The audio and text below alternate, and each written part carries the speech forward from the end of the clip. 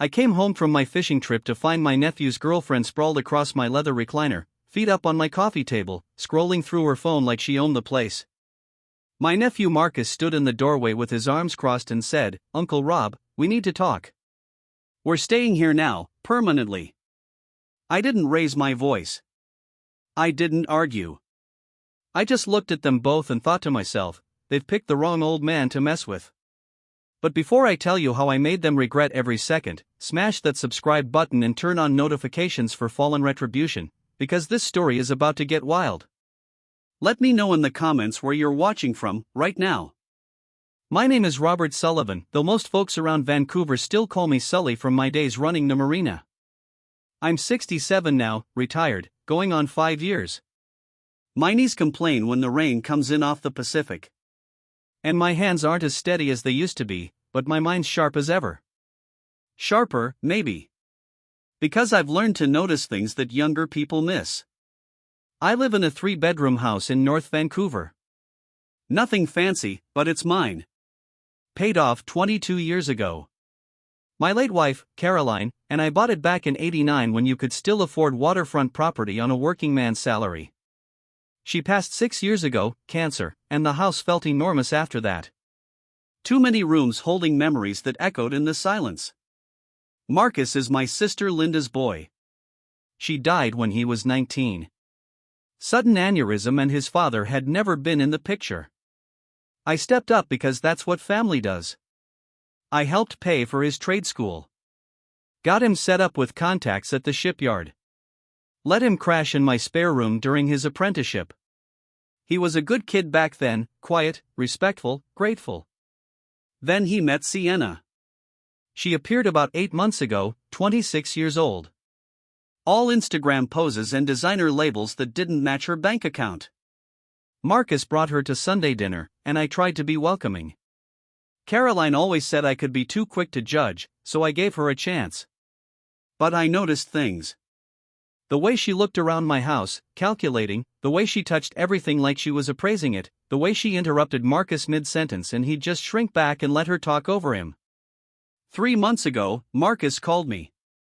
His apartment building was being renovated. Something about asbestos abatement, and they needed a place to stay. Just 2 weeks, he promised. Maybe 3 at most. I said yes because his family and the house had been too quiet for too long. Anyway, 2 weeks became a month. A month became 2. Every time I'd bring it up, gently suggest maybe they start looking for a new place, Sienna would find an excuse. The rental market's impossible right now. Uncle Rob, we're saving for a down payment. It'll go faster if we're not paying rent.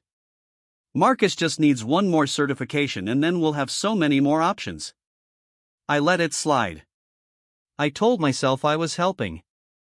I told myself Caroline would have done the same. That was my first mistake. The second mistake was going on that fishing trip. My buddy Dennis had been planning this trip to Haida Gwaii for 2 years. 3 weeks of salmon fishing, camping under the stars, unplugging from everything. I almost canceled because something in my gut told me not to leave the house. But Dennis insisted and I thought maybe I was being paranoid. Marcus had a key.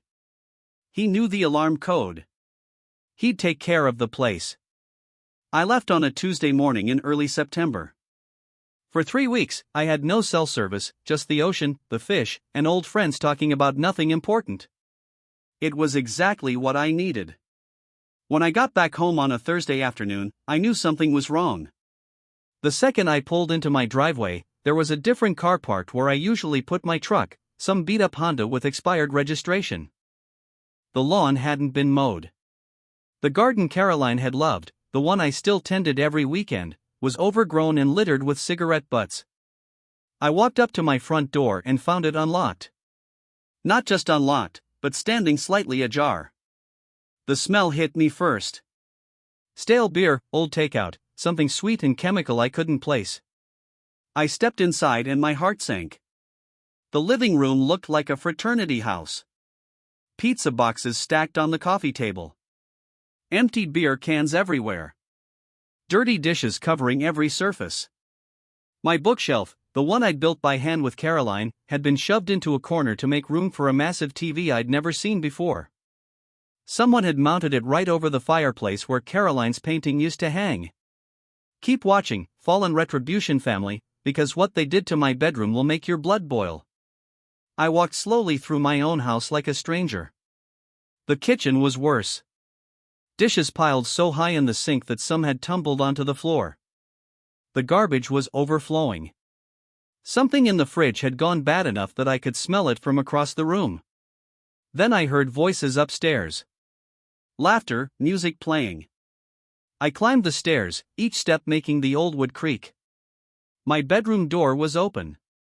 I stood in the doorway and took it all in. The bed Caroline and I had shared for 33 years was gone. In its place was a king-sized monstrosity with black leather padding on the headboard, clothes scattered across it like a tornado had hit a laundry basket.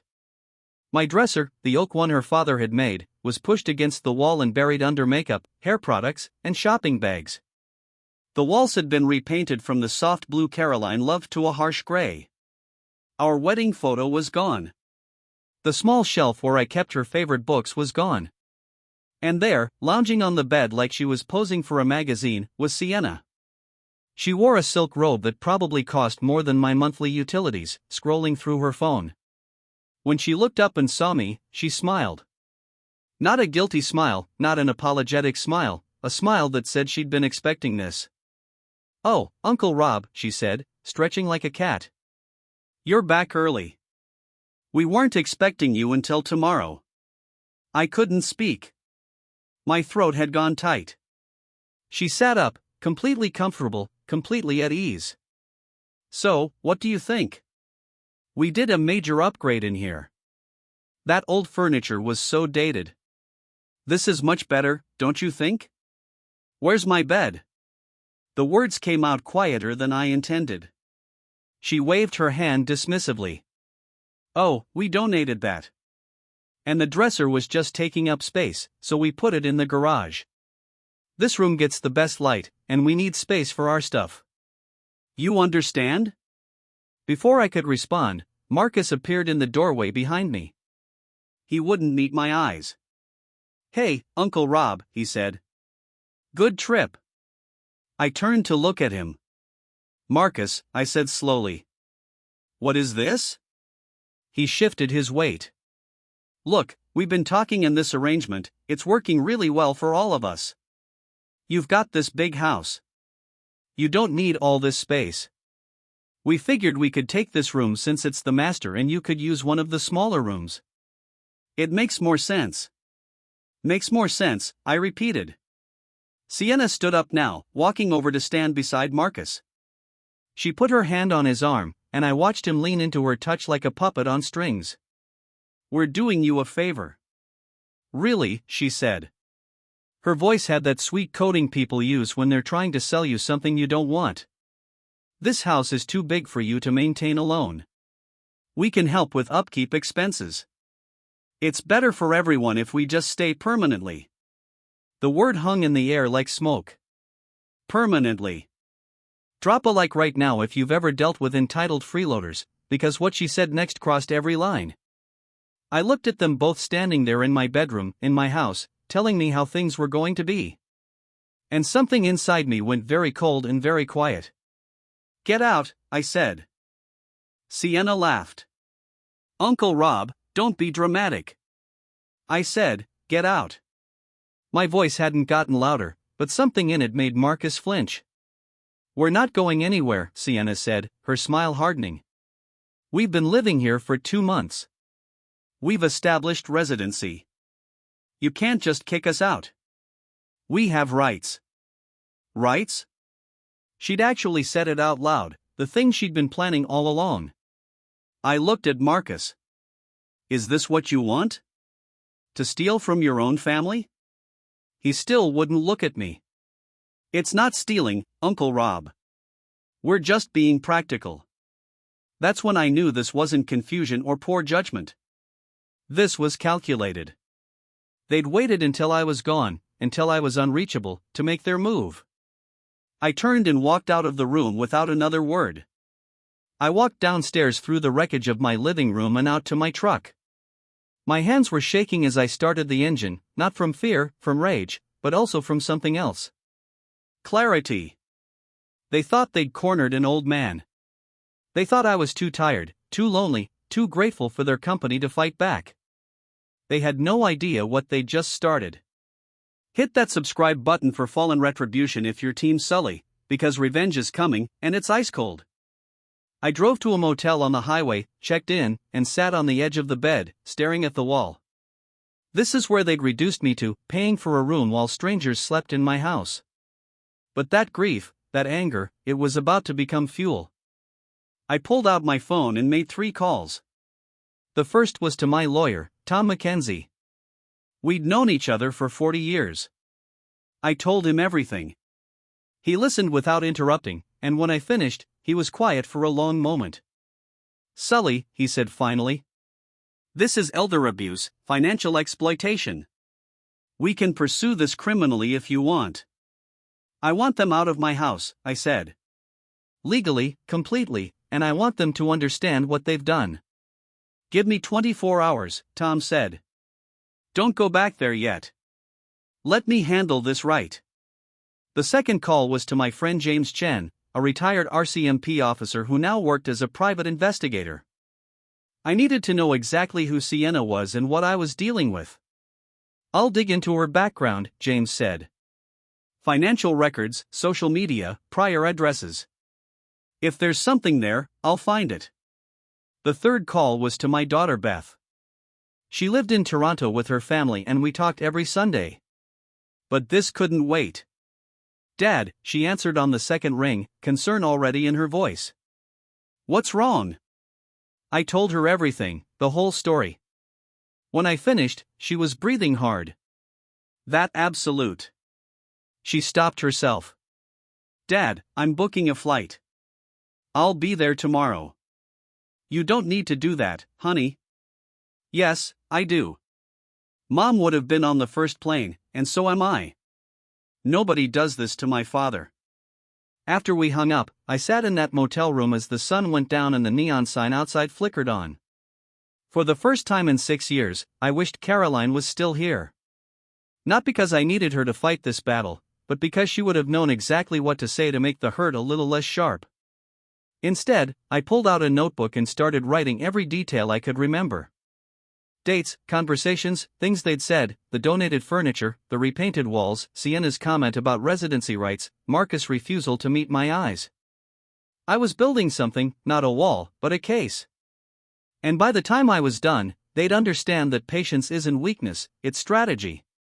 The next morning, Tom called me at 7:30. "I filed for an emergency eviction hearing.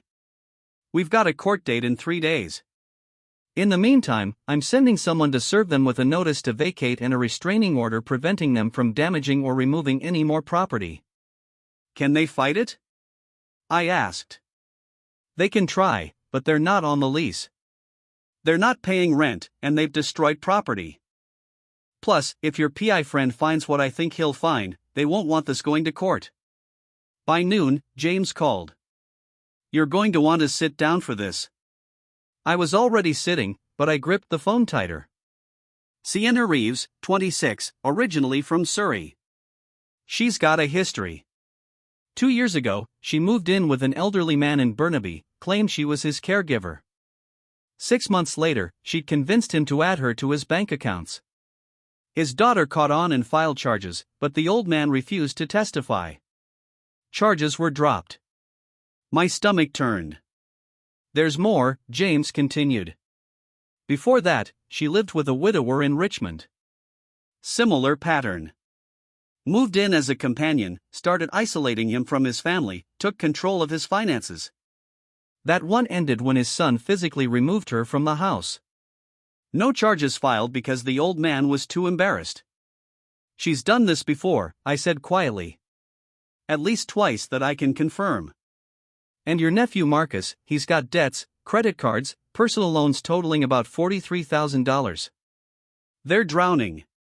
Sully, your house isn't just convenient. It's a lifeline. This wasn't just about my house anymore. This was about stopping someone who'd made a career out of exploiting people's loneliness and trust. Beth arrived that evening. She walked into the motel room, took one look at me, and pulled me into a hug. "We're fixing this, Dad." The next day, a process server showed up at my house at 8 in the morning. I wasn't there, but Beth and I parked down the street and watched. We saw him knock, saw Marcus answer the door, saw him hand over the papers. Even from a distance, I could see the color drain from Marcus's face. Sienna appeared behind him, grabbed the papers, read them. Then she looked up and down the street like she was searching for something. For me, probably. "Good," Beth said quietly beside me. "Let her panic.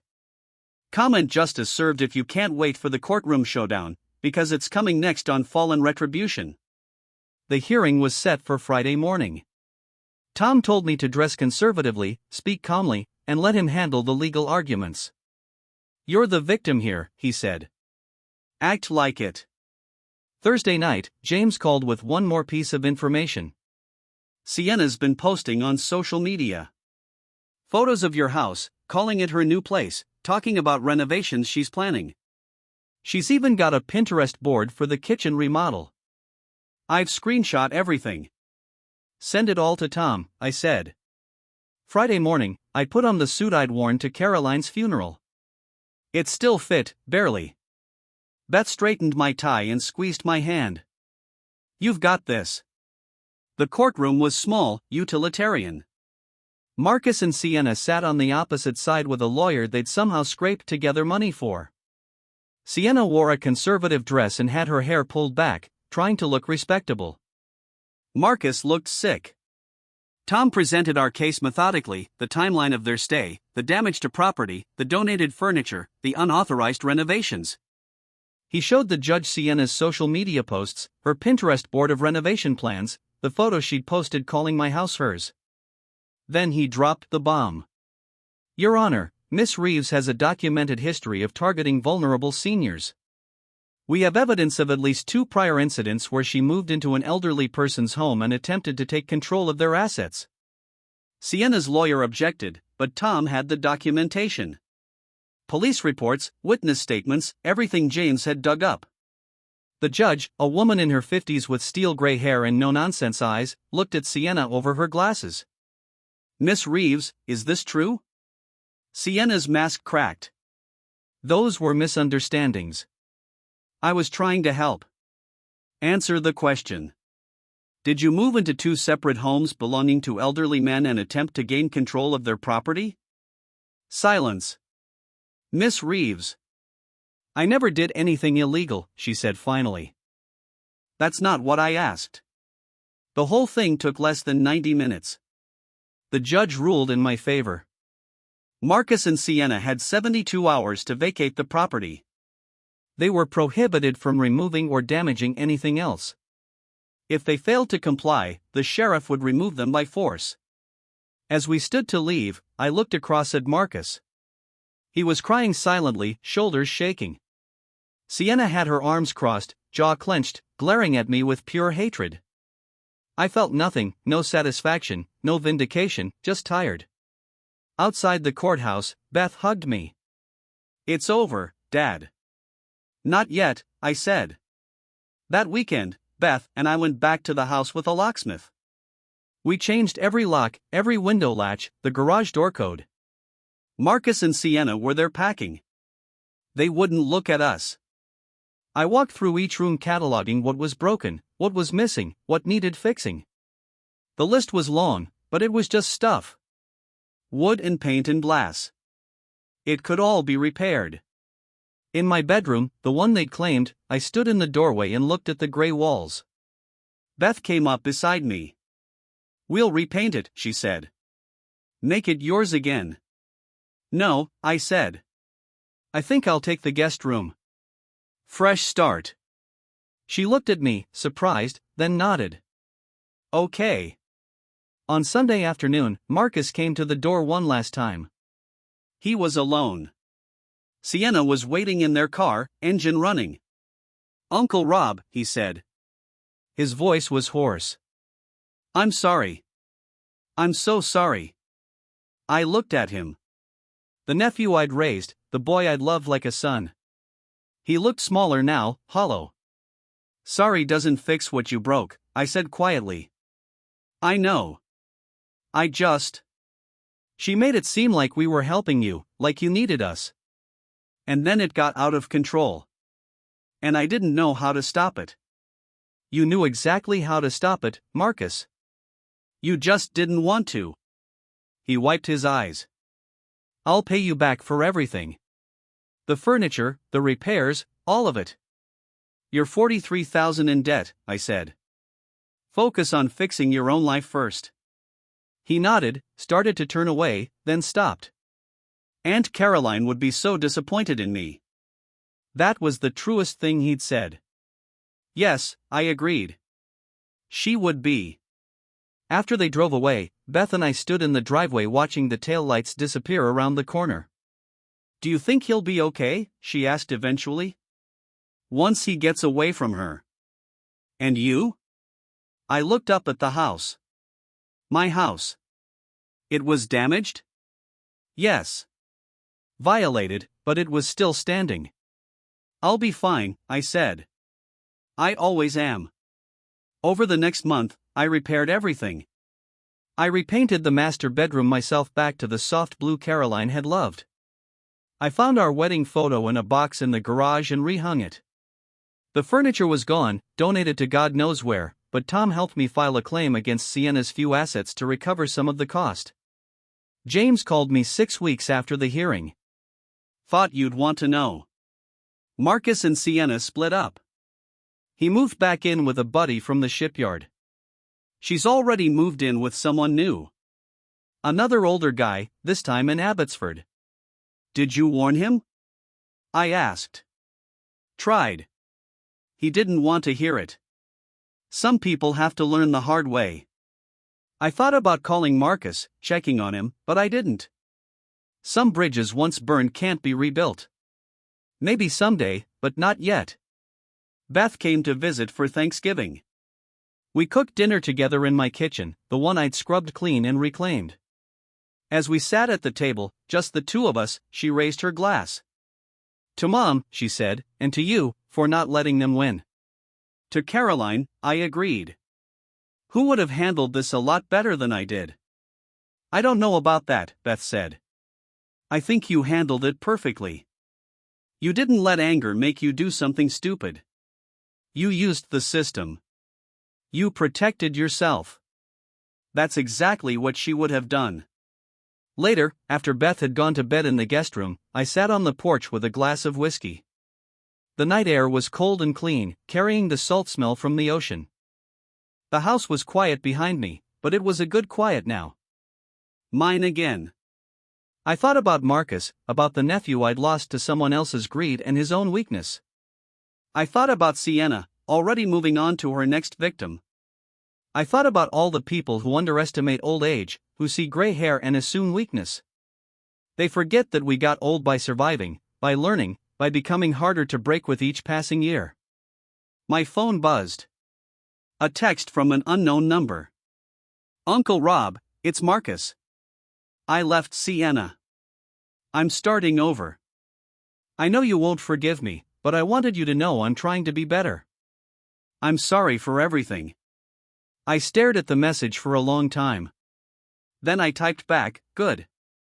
Keep trying. I didn't say I forgave him. I didn't invite him back into my life, but I left the door open just a crack because that's what Caroline would have done. I finished my whiskey and went inside, locking the door behind me.